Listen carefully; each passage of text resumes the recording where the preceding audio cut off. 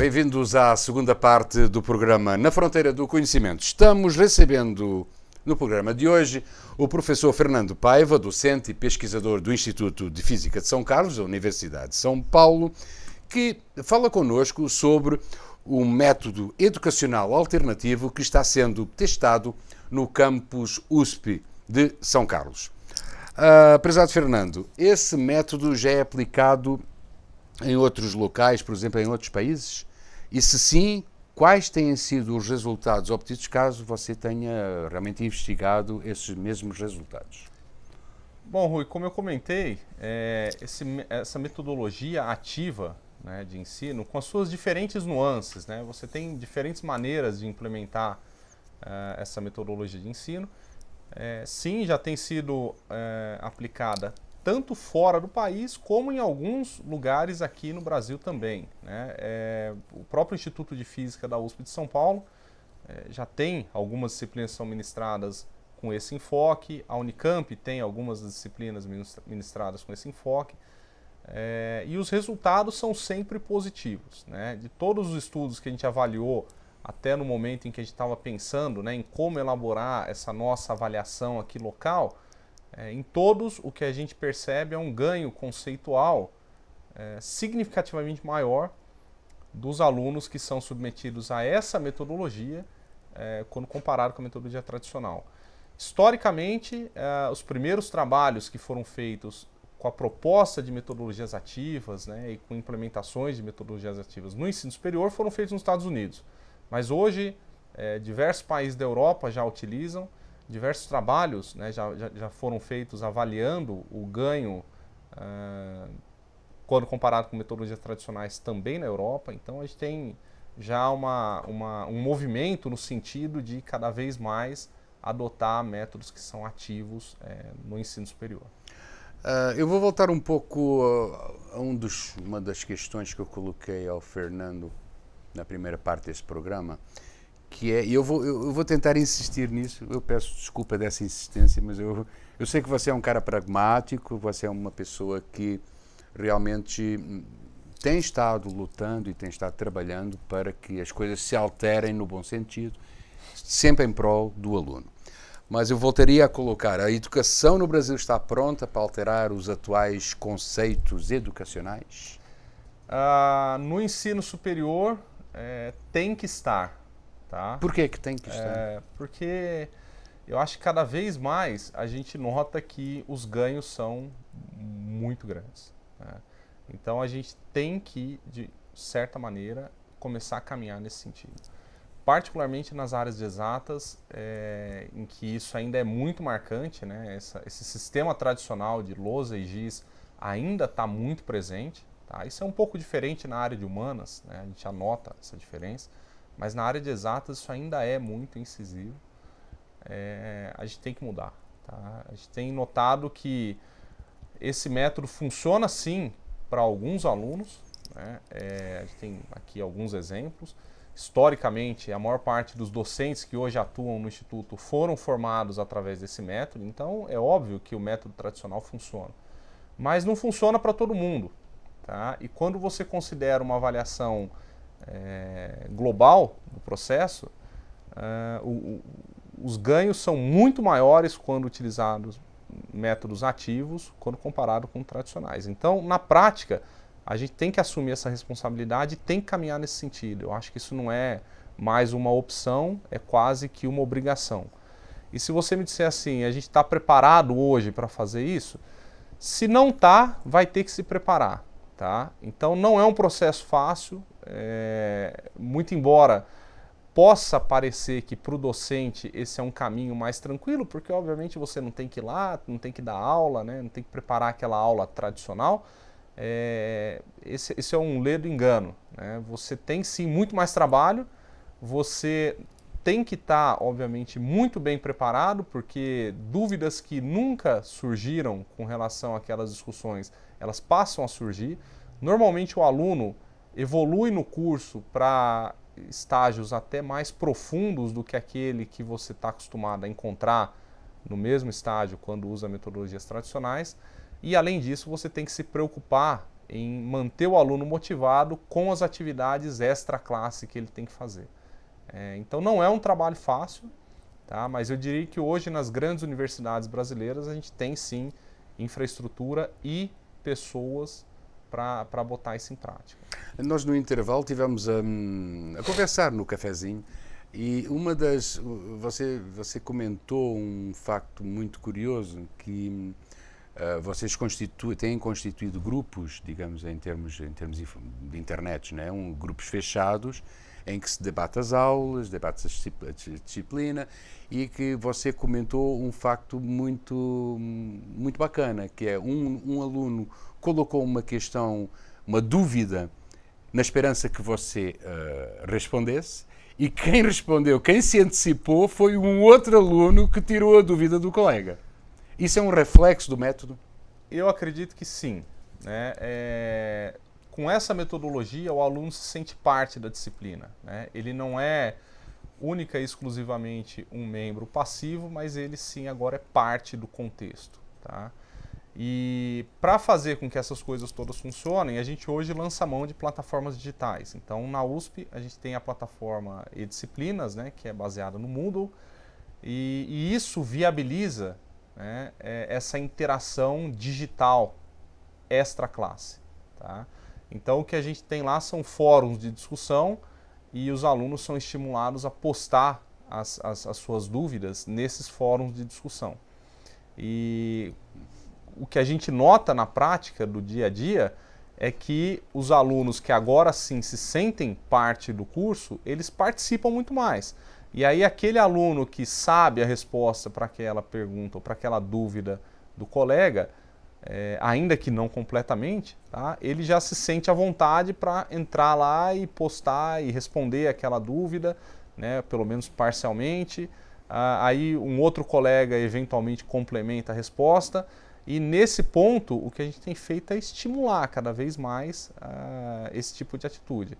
O docente, obviamente, fica supervisionando toda a discussão, porque se o negócio começa a caminhar por um caminho meio tortuoso, você intervém, mas na prática o que a gente tem visto é que essas coisas normalmente convergem para as respostas corretas.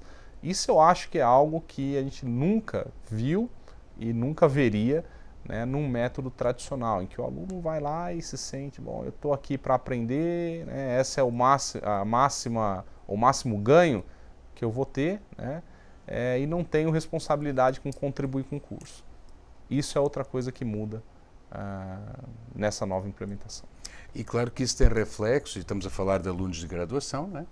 Isso, obviamente, que a metodologia ela vai ter reflexo mesmo após a graduação. Ela vai ter um reflexo, acho eu, que impactantes e muito importantes na pós-graduação, quem seguir para a pós-graduação, não é? Sem dúvida, é interessante até reforçar que esse trabalho foi feito e essa primeira implementação foi feita no Instituto de Física com alunos de primeiro ano, alunos ingressantes, tá? Então a gente hoje está fazendo essa primeira mudança nas disciplinas de Física 1 e Laboratório de Física 1. O que a gente nota é que esses alunos, quando evoluem no curso, então quando vão para o segundo ano e quando vão para o terceiro ano, já passam para esses anos superiores, que obviamente impõem um desafio maior, né, para o aluno, com uma cabeça diferente. Então ele já tem essa filosofia de se preparar melhor para a aula, ainda que lá na frente eles voltem a ter aulas tradicionais. Tá? Mas isso então tem tendência a se prolongar para além do primeiro ano. Exatamente. Né? A tendência é estender isso para o curso todo. Né? Mas o que é mais interessante é você ver a mudança no perfil do aluno. Tá? Então o aluno já se sente à vontade e se sente quase que na obrigação de ir bem preparado para uma aula. Para quê? Para poder aproveitar aquele período de interação com o docente da melhor maneira possível. Tá? Então a gente vê alunos hoje no segundo ano, né, que já tem esse perfil, que era algo que a gente não via na prática, tá? E muito embora eles tenham sido expostos a isso numa fase de transição, numa fase muito preliminar na universidade, que a gente sabe que não é muito fácil, tá? De certa maneira isso modifica a maneira do aluno pensar. Tá? Além disso, o que a gente espera é que, com o passar dos anos, a própria transmissão de experiência entre os alunos veteranos e os alunos ingressantes contribua mais ainda nesse sentido, né? Então, atualmente, a gente está agora com a segunda turma sendo submetida a essa metodologia, né? Quer dizer, o segundo ano que isso está sendo implementado, ou que está sendo aplicado, e a gente anota contribuições dos veteranos, né, que estão atualmente no segundo ano, para os ingressantes no sentido de motivá-los, né, e estimulá-los a seguir pelo método já por conta do que eles encontraram como resultado no final do curso. Isso pelo lado dos alunos, mas pelo lado dos professores coloca-se novos desafios. Como é que os educadores, como é que os professores poderão se integrar nesse método e na avaliação do professor Fernando, quanto tempo é que vai demorar para essa integração? Essa é uma pergunta também importante de se fazer, né? Como se integrar a esse método? Eu acho que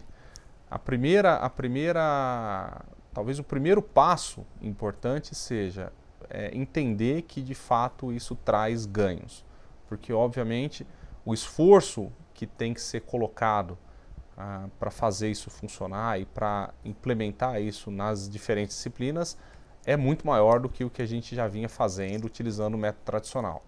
Então, criar material didático, criar atividades que possam ser feitas em sala, implementar exercícios extra-classe, né, para serem feitos em plataformas digitais, tudo isso dá trabalho, Rui. Então não é um processo simples e não é um processo plug and play, né, em que você simplesmente pensa e de repente já acontece, tá? Então acho que a primeira coisa é essa, o docente tem que entender da filosofia e tem que estar disposto a investir parte do tempo. Essa eu entendo que é a nossa obrigação como docente. Então, no final das contas, é por isso que eu digo que a gente tem que tentar se movimentar nesse sentido, tá?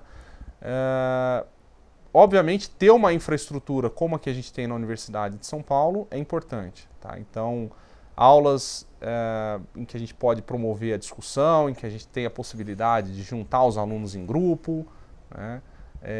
Utilização de plataformas digitais como e-disciplinas, que hoje já está implementado e disponível para a universidade toda. Essas são todas ferramentas importantes, né? Fora isso, é muito mais entender um pouquinho melhor sobre o método e arregaçar as mangas. Eu acho que não tem grandes dificuldades, não.